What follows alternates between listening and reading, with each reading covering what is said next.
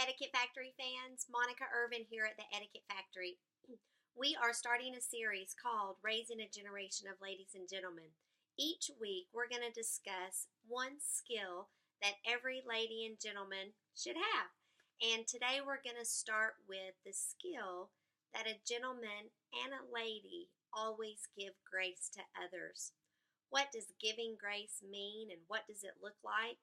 Well, here at the Etiquette Factory, we believe that it means to assume the best in one another and to doubt the worst.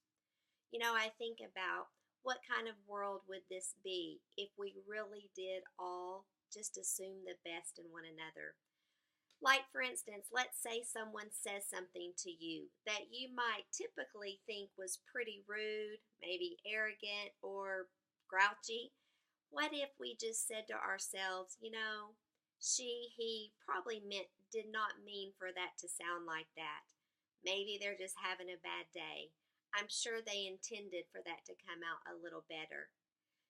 Often I would imagine that most of us don't go around trying to hurt one another, whether it's our friends, our family, or just people we run into during the day. I know I don't. That's never my intention. But I also know that sometimes I speak when I shouldn't speak. Sometimes I don't think through everything that I say, and I walk away from a conversation and I think to myself, I'm not sure that sounded right. I'm not sure I should have said it like that. And I start worrying about how my words or how my actions were interpreted. Hopefully, we've got the courage that if we ever do think we misspoke, that we'll quickly apologize and then move on.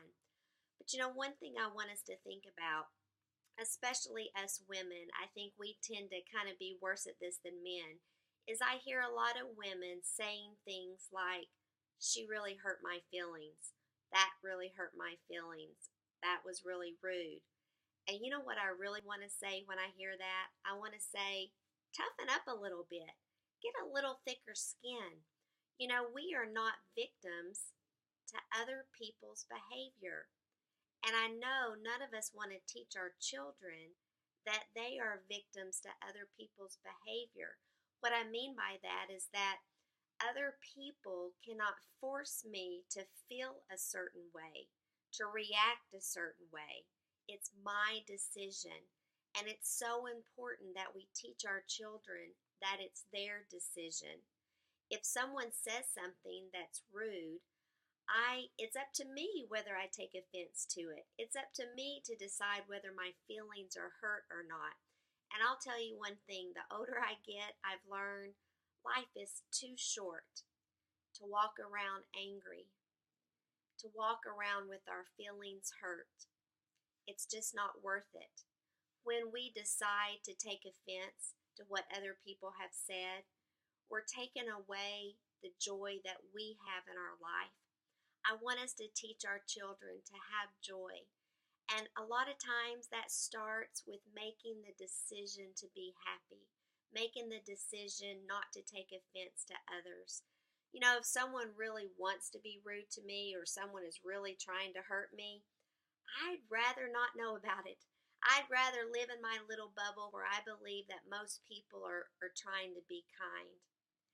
May I encourage all of us, including myself, to try harder to assume the best in one another, to stop worrying about the things that people say that maybe aren't perfectly said, to assume that people don't mean to hurt us, to assume people don't mean to entice us to get angry. It's our decision. It's our choice every day. May we assume the best in one another. For more information on resources that can help you and help your children learn these skills and others, please visit us at theetiquettefactory.com. Have a wonderful day. Thank you.